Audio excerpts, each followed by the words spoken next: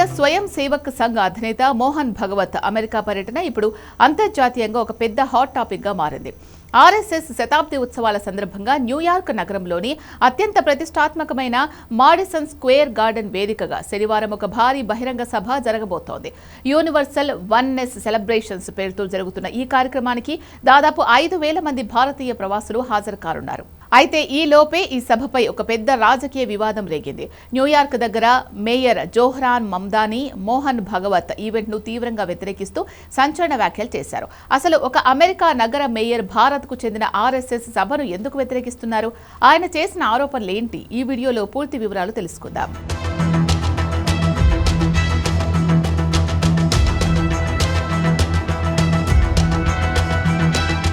రాష్ట్రీయ స్వయం సేవక్ సంఘ్ స్థాపించి 100 ఏళ్లు పూర్తి చేసుకుంటున్న సందర్భంగా ప్రపంచవ్యాప్తంగా ఉన్న భారతీయులను కలవడానికి మోహన్ భగవత్ 3 దేశాల పర్యటనకు శ్రీకారం చుట్టారు. ఇందులో భాగంగా అమెరికా, కెనడా మరియు యూకే దేశాల్లో ఆయన పర్యటించనున్నారు. మంగళవారం నాడు ఆయన అమెరికాలోని న్యూయార్క్ నగరానికి చేరుకోగా స్థానిక ప్రవాస భారతీయులు ఆయనకు తిలకదిద్ది ఘన స్వాగతం పలికారు.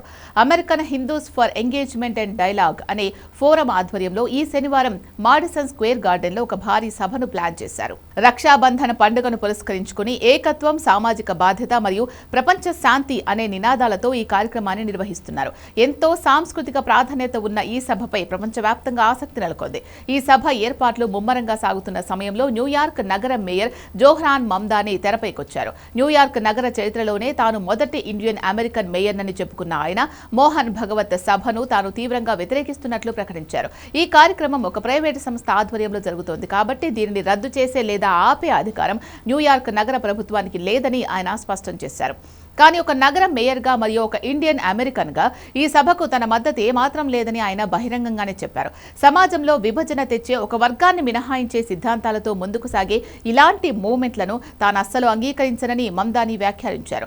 మేయర్ జోహ్రాన్ మమ్దానీ తన వ్యతిరేకతకు గల కారణాలు మరింత వివరంగా వివరించారు. తన కుటుంబ సభ్యులు తనకు నేర్పించిన భారతదేశం అన్ని మతాలు, అన్ని కులాలు మరియు విభిన్న సంస్కృతులతో కూడిన ఒక లౌకిక రిపబ్లిక్ అని ఆయన అన్నారు.